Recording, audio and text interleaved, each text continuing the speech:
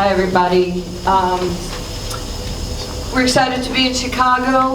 We have a lot of guys on our basketball team, born and bred here, have a lot of family playing in cities that, you know, they grew up in. It means a lot to them. And I'm happy that we were able to win this game.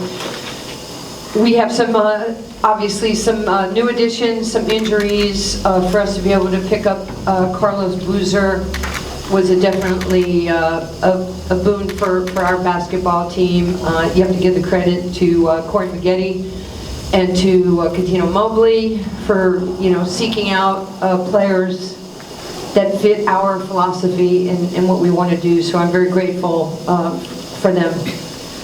Catino's out, but he's not down. His impact on the bench, every possession is vital to us because he has such a high IQ, not to mention how he dresses, and it's killing me because I get to wear a golf shirt, he gets to look like he's DQ. So, you know, Corey grew up here. I don't know how many times, you know, Corey Maggette's going to hit a game winner or a game to, you know, seal the deal. That's why he's the MVP of this league. And here's one of our three guys who are from the Chicago area: Quentin Richardson, Julian Wright, and Corey Maggette. I'm proud of our guys. It was a big win for us, and I'm going to hand it off to you guys. Chi-Town, baby, country boy. Not 10. Yes, sir. And he's the only one who showered, by the way. Yeah, I'm fresh. What did you guys think of that crowd out there? I thought it was great. I mean, you know, Ice Cube has done a great job of really providing a second opportunity to play a game of basketball for every individual out on the court. And, you know, for me and Q as well as Julian, you know, we're back home. Carlos Boozer played here. We enjoyed being back in Chicago. It was a chance to see our peers again, our families, but more importantly, like the fans. And we truly appreciate that. We truly appreciate, you know, the fans coming to watch, you know, us old guys, you know, play the game of basketball on half court for our team, and it's been awesome. We have an excellent coach in Nancy Lieberman. It was a reason why she was the coach of the year last year. She brings such an unbelievable pedigree to our team. Olympian, Hall of Famer, as well as an awesome coach. So we're truly blessed as individuals to be able to, you know, be on the same court as Nancy Lee. Yeah, for me, for me, the whole idea of this big dream, what makes it special for me is this group of people that we with, from Nancy on down to Catino, to all of our teammates. And for me, I've known Julian since he was younger, but the best part of everything for me is Corey. I've been knowing and playing against Corey since 5th grade. Like, you can't make it up. You know what I'm saying? When I got drafted, we played for the same team. We played 1A, 1B, whatever you want to call it, coming up and through high school. He was number 1, I'm number 1. He number 2, I'm number 2. We both go to McDonald's. I got pictures from behind the scene at the McDonald's banquet. Like, it's for real, my brother. Since 6th grade, and it don't get no better than that. Us winning the championship together last year, neither one of us did it in our career. We both got to have a champagne shower and stuff like that. So for me and him, just our families being intertwined, seriously, bro, like we go way, way back. And it's like, you couldn't have told us this in 5th grade. We was always against each other, battling it out. He was my rabbit, I'm chasing him, trying to be number 1, and, you know, vice versa, we going at it. So for us to, you know, go through all that, have all that history, and we still here, we still the best of friends, brothers, our families, our kids know each other. It's like, this is it. This is what it's all about. So I'm sorry. So that was very, very well spoken and very well delivered. How do you send that message out via the Big Three to the communities, in particular here in the Chicagoland area? We know what the situation is on the south side and the west side. You talk about your brotherhood. How do you convey that message and get it across that connects with the fans and let them know there's a bigger picture out there and a brighter future? That's what I do. I'll be somewhere in Chicago this year speaking in some of the Chicago public schools, and every time I speak to any type of youth, kids and everything, I always tell them, get around like-minded kids like you. That's what we did. That's how I made it through. I'm from the same streets, lost two brothers to gun violence. Neither one of them was in it, but we all know that they can touch anybody. So I mean, My whole thing is that's how I made it out. I had a group of friends, all of them went to school, all of us wanted to play ball, stay out of trouble. So I tell kids to do, stick to kids and do what you want to do. And help each other. Don't bully each other, don't retweet the bad stuff, like help each other. That's all it is. It takes, you know, the popular kids to stand up first and you try and talk to them, but whoever you are, just stand up. That's all I say to all the kids I talk to all the time. Kendall Moore, WVON. Let me piggyback on that. Is there any pressure from you guys when you come back to Chicago relative to the last question when it comes to the killings that are happening in those specific and pocketed areas? Is there pressure from the folks that you grew up with to say, hey bro, how are you helping us as you continue to matriculate through your athletic process? It's never been pressure for me, I always did it. That's just part of who I am. I'm from my neighborhood knows me and I'll never not be from them. Everything about me when I walk around, period, everybody know I'm from Chicago. I preach it, I'm proud of it, I wear it like a badge of honor. I'm a Chicago public school product, went to DePaul University, and I made it out. Been all around the world because of a little orange ball. And I'm proud, and I tell people all the time, I'm from Chicago, I'm from not the best area of Chicago, it don't matter. I'm Chicago's finest, I represent that everywhere I go. Yourself. AC Green, Soul 106.3, and I can attest to that because I grew up across the street from the brother at 11450 Parnell. Yes, sir. His mama was #1 in our life. She helped us, walked us to school, daddy, top flight. I just want to say that since I'm in the room. I watched this kid grow up to be a man, a real man, father, husband, the whole 9 yards. Thank you, sir. I want to say one thing, Nancy, about you. You know, like you said, we played together ever since we were in 5th grade. And, you know, I just, like you said, you know, it's hard in Chicago. We all know this, the people that are from here. And, you know, for Orange basketball to take us out. And again, like you said, to have like-minded individuals that truly love the game of basketball and trying to push each other to get to the next level. And every step of the way, since we've been in 5th grade, he has pushed me. And it's the same, I have pushed Q as well. And it's the reason why Quentin Richardson made it out. It's the reason because, like he said before, he wanted to enjoy the part of Chicago, but he knew that it was another way.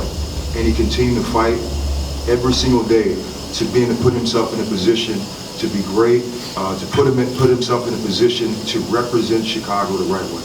You know, for us coming out and being NBA players, we truly represent our families, but more importantly, we represent our city. You know, we love this city with a passion, like truly with a passion. I live in California. I've been there the last 15 years. But like you said, if you ask where I'm from Chicago. I represent my city. I love my city with a passion. I love the people here. And the only way for us to move past the violence, the gang violence, is for us to continue to empower each other to be better and to fight for each other and to notice those things and give these kids an opportunity so they can see you could be more. You could be more no matter where you're from. And I think that me and Q, as well as Julian is from this area, you know, we're a byproduct of that. Michael Finley, Isaiah Thomas, Juwan Howard. You know, it's not just me and Quentin Richardson. There's all those other guys that paved the way. Terry Cummings, that paved the way. Tim Hardaway, to show everyone that you can get out of the city. You know, I'd like to just say something about these guys before Carlos talks. One of the things about being in the NBA is they're all aware that they have a very important platform, and they're all role models, and they know that, even if sometimes we kind of poo-poo it like we're not. The men that you see in front of you today, including Catino, who's from the Philadelphia area, I'm a product of New York City, you know, we're all inner city kids who were able to use basketball to change our lives. What I know about the guys that are sitting to the left and to the right of me is they deeply care about their families. They're amazing fathers. I see it every single day. They are breaking the mold of what the outside world thinks a young African-American man should be. They are tremendous role models. I am so proud of each and every one of you to be on a journey with you and to be your coach. It's not about me. It's about every one of these guys that every day I see them. They make me smile, they make me laugh, sometimes they make me cry. It was just a shop in the corner, but this is one. I wonder who did that. We will not rat on each other, but it's on film. But they're amazing. And at this stage of my life, I get to be around these guys constantly and to see what, I said role models. Every young kid in Chicago should Google Corey Maggette and you know, Booz played for the Bulls for many years, and Julian Wright, and you know, Catino, and Q. You should know who they are beyond the numbers. I can tell you that 42 of the 50 points that were scored today were scored by guys from Chicago. That is irrelevant. What is relevant is that they're showing that next generation of young people, both boys and girls, that there is hope. These are hope givers. They're not stealing your dreams. They're giving you your dreams. And that's why I'm so passionate about these guys as men, because they're making me better every step of the way, and I don't look like them. They make me better as a human being, and I have been blessed to be around them almost all the time as far as our contact during the season. So you have the best of the best right here. This is you. Is the Chicago connection, is it purposely that the Chicago connection is all on the same team right now? Yes, 100%. You know, for me and Catino Mobley, who are the captains of this team, you know, right off the bat, the first thing I want to go is for Q. I know what he brings. I know he has grit, he has toughness, he has passion, he has charisma, and I wanted this guy on my team. You know, it was a reason that he's on this team. It's the reason that Catino Mobley is on this team, another guy that I played with in the NBA, who has passion, who has a championship mindset every single time. It's the reason why we picked Birdman, another one of the top players of all time. LeBron James played with him.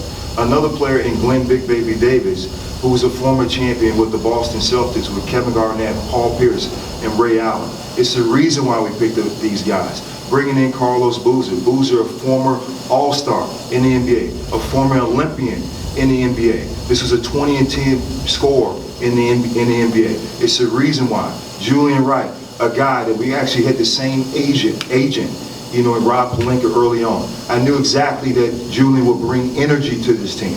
I knew that he'd be able to be in attack mode, to guard multiple positions. It is a reason why. To bring in Michael Thompson. Michael Thompson hasn't really got an opportunity, but he's competitive. He wants to win. He wants to be around this team. And it's the reason why Nancy Lieberman is on his team, because she's Lady Magic. That's all you gotta say. That's all you gotta say. You Google her.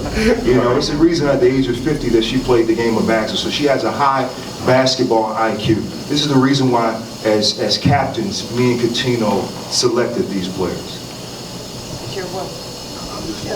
No, Booz, just tell them what you're new. You're from here.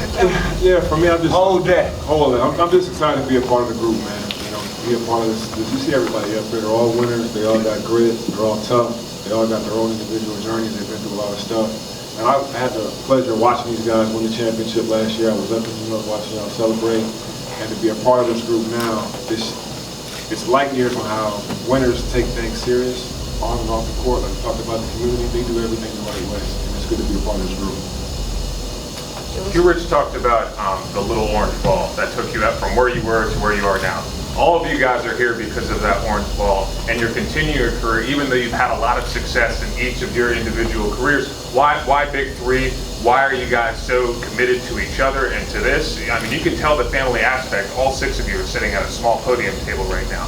Why have you guys connected so greatly the way that you guys have? I think it just goes back to what Corey said. I mean, as far as like,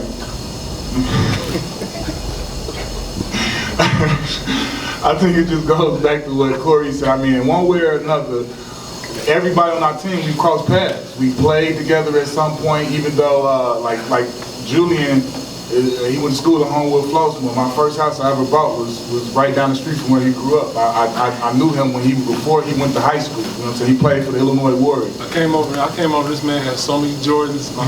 I was one size bigger than him, so I was like, dang. Like, you know what I'm saying? Like, so it's like all of us, we have this common, like Corey and Catino literally played together. Catino was my nemesis when I first came in the league. He made me a better post player because the way he used to fucking strip me every time I posted him up. I went home and had to go to Tim Grover and work on him guarding me the whole time. So in one way or another, all of us, you know, Corey and Carlos got the Duke thing going and all of that. Like we all cross paths and we all know each other on a certain level, and we all the same, like we said, like-minded people. The way Boo said, we all take everything serious. You start at the top with Coach, and he knows, he's been on a different team in this league, and he's seen how different teams go about things. We are the standard. And I ain't ashamed to say it because our coach made it that way. That's why we win. That's why people try and replicate what we doing, and that's why they want to do what we doing, because Coach came in and she set the standard for us, and we followed. I think another thing too is we care about each other, we respect each other, and we're all fathers, we're all brothers, right? And yes, the orange ball brought us together, but it's just like anything, right? We were all reporters or whatever it was. We're all football players, whatever it is you are. Our common denominator is our heart, right? Like we all love our kids, we all love our family, we all want to be the best men possible. And I enjoy all my guys, right? And I wouldn't want to be on any other team because we had this gel for years. It's been like this for years. Corey and Q's been close. Boozer and I, Corey and Julie, all of us has been close. But it's just now that we're together on one team, it just makes that much more powerful. The synergy that just flows through us. And that's because of Ice Cube. Because if he doesn't create this league for all of us, we don't have these moments. Because I was never their teammate, but I was a fan of watching them my entire career. And to think that I'm coaching Corey Maggette or Catino or Q or Booze or Jules or Baby, that is a blessing. It is a blessing that he has changed the culture, that he's allowing us at this stage of our careers to have our children watch what we do. Because most of them, when they started playing, their kids weren't even born yet. We want their wives here. We want their children here. We want, Jules has like 14 children. And not enough car seats in the SUV. He just has 3. Yeah, He just has 3. My It mouth seems like was it's a bad. lot. It seems like it's a lot. It is, I gotta keep up with it. it's a car He always seat got thing. 15 bags. I'm about to just say something around here. I try to make sure I respect everybody. I'm the youngest of the bunch, so I just wanted to just take time and observe and everything. It's been a blessing to be on this team. Also, I was a replacement basically. I went to the combine, and Corey, they were the defending champs. So they already had the same squad, so I think I did well at the combine, getting drafted. But that same combine, he said, "Welcome to the Big 3." I said, "Well, I'm not sure yet. I gotta wait." And so I'm just thankful that Corey and everybody really thought that I could really bring something. I mean, what is this, 5 games in? And I just feel like I was already drafted by you all. So it's just great to come here in Chicago and represent and of course, try to get the win. It's business first. So that's just my little statement. I don't need no questions from you. I just want to make Corey, can I ask you this before you go? So there are talks about guys being drafted back to the NBA from the Big 3. And your name, I continuously hear in circles. No. Is there any truth to that? I started the rumor. No, those days are over. I have one wheel that's right near is out there, but there are other players in the Big 3. Amari Stoudemire is another guy that deserves it. Will Bynum is a fellow Chicagoan that deserves to be here. Joe Johnson, of course, ISO Joe. Josh Smith is another player that deserves to be back in the NBA. Frank Nitti, who's a young player, one of the most talented players in California. If you don't know about the Drew League, you know about Frank Nitti. Frank Sessions deserves. C.J. Watson deserves an opportunity. David Hawkins deserves an opportunity. Who else? Steven Jackson. Steven Jackson is a guy that rarely got hurt in the NBA. And, Steven Jackson was one of my teammates with the Golden State Warriors. Everyone see the outside exterior of Steven Jackson. But when I tell you, one of my most favorite teammates of all time, and he cares about his teammates, he cares about people. He does so much for the state of Texas and his community that most people don't know about. So for us, I hope those guys get a chance because they deserve it. My time is over. At some point in your career, you have to know that. I understand that. I even understand that my career might be done in the Big 3. It's a time. And so those guys still have an opportunity to increase their careers in the NBA. One last question. let me ask you guys regarding, thank you on behalf of the fans of Chicago for being a part of the Big Three and what Cube has been able to generate. Unfortunately, the Chicago Bulls aren't living up to the expectation of the fans, so you guys are a great addition to what's going on in Chicago.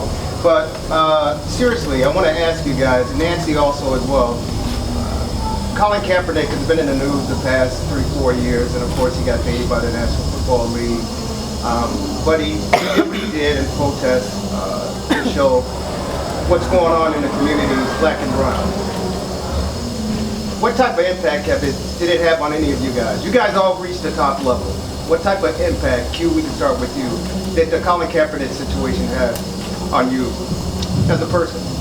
For me, I think it was, I think more so, I look at the result, you know what I'm saying? I look at how he was unable to go back to playing football, and he absolutely, I feel, is somebody who deserves the opportunity, who before everything went down was one of the players who seemingly had the type of abilities that would warrant a position on a roster. So for me, it just shows you when, you know, how some parts of America work. When you speak up and you say something that a group of people don't like, if they have the power, they can blackball you. And that's what they basically did to Colin Kaepernick, which was unfortunate. I mean, I was glad to see that he was steadfast with his message, and, you know, he had some sponsors with Nike and some people that stayed behind him so he can still, you know, maintain a lifestyle and still have a way to make a living. But for him, he was cheated. He was ripped of the game, I feel like. And I mean, I think, you know, we have somebody in the Big Three, and Mahmoud Abdul-Rauf, who stands and is a great example of that same thing. But I think he was just in a different time where he wasn't able to be kind of saved the way Colin was. And I mean, I think it's just great that, you know, he went out there and he stood up for something he believed in, even if it meant, you know, losing your ability to make your main moneymaker. Like, football was his main moneymaker, and he didn't know that, you know, he was going to have a post-career with Nike or whatever else he's doing. He stood for something, so I respect that. Nancy? Yeah, I'd like to say something about that, since, you know, my entire life I was mentored and loved by Muhammad Ali, and he changed my life because he taught me about racism. He taught me about change. He taught me about so much. I respect that Colin has an opinion. To put Colin Kaepernick in the same breath as Muhammad Ali is incorrect, because Muhammad Ali gave up his career for his principles and what he believed, and I believe in every one of them. And I believe that Colin's message got twisted and misconstrued. The NFL is different from the NBA and the Big Three. If the NFL had a commissioner like Adam Silver, there's a reason these guys have the autonomy to speak, to express themselves, to say what's on their heart without repercussion. That's all you need to know about Adam Silver. For Ice Cube to have a league like this where our guys can express themselves, to say what's on their heart and say what's on their mind, I really do respect that. For me, there has to be change in our society. It's important, like, we're going to throw out a whole lot of stuff here, but for me, one of the things as a white woman who's been in, and excuse if I'm incorrect, a black man's world for my whole life, you know, I have been protected and championed by the African American community since I was 10 years old. I am a supporter, a believer, and I'll do anything in my power to the day I die to support this community for equality, inclusion, and diversity. What is extremely troubling to me is that we have to give opportunities, because they're lowest on the totem pole, where women still earn 80 cents on the dollar to men, white men. Sorry if I'm insulting white men, I apologize. But women of color make between 57 and 68 cents on the dollar. It is unacceptable. And when you do get your opportunity, you have to be ready. We must be ready when that opportunity is given to us, because it's not our birthright. We have to meet people halfway and deliver. I have to do my job, or I won't get this job, and I must be ready for those opportunities. I will always stand for the flag. I'm sorry, I'm an former Olympian. I'm a hand over the heart gal, and I will always stand for the national anthem. If you don't, it's okay. I don't have an issue with that. I'm just telling you what I would do, and there has to be change in this country. There has to be, if everybody could see us right here in this press room or in that crowd. There's white people, there's black people, there's Asian people, there's Muslim people, there's Hispanics. It's a melting pot of love and kindness and respect. And if the outside world could be the way we are with each other, if somebody looked at me wrong, Quentin Richardson would be right up in their face protecting me. Because there is love and kindness and respect amongst us. And that's what we're missing in this. You know, look, I'm 61 years old. These are little puppies here. They're amazing men, and they're changing the narrative of our country. But we all have to do it together. And look, he might be a White Sox fan, I'm a New York Yankee fan. Or there might be Red Sox fans in here. You guys might hate my team, but we are in first place. And we have 27 World Series rings. She said. But it doesn't mean we have to hate each other. It just means we have different interests, different things that move us, and that we attach ourselves to. And if our country could do this, I don't want to walk into Rucker Park and have somebody jump me because I'm white. I want them to put their arm around me and go, hey, are you okay? You know, what's going on? How's your family? That's my rant. I'm not going to change. I love people of all persuasions. But men of color are changing the narrative. They're great fathers. They're having generational wealth. They're investing in their communities.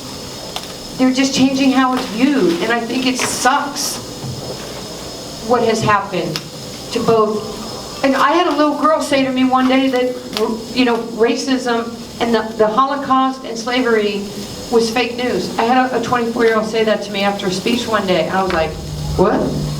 You know, in 25 years, she's going to say 9/11 didn't happen, right? Does that alarm you? Heck yes, it alarms me. Because people are just making stuff up. And we have to unite. We can't be pulled apart. And if you are going to make a statement, well, damn, get some information. Do your homework. Learn what's happened in the black community. Learn what has happened, the Holocaust. Learn, you know, I think African Americans and Jewish people, that's my family, this should be thicker than thieves because of the atrocities that we had to go through. We should be there for each other.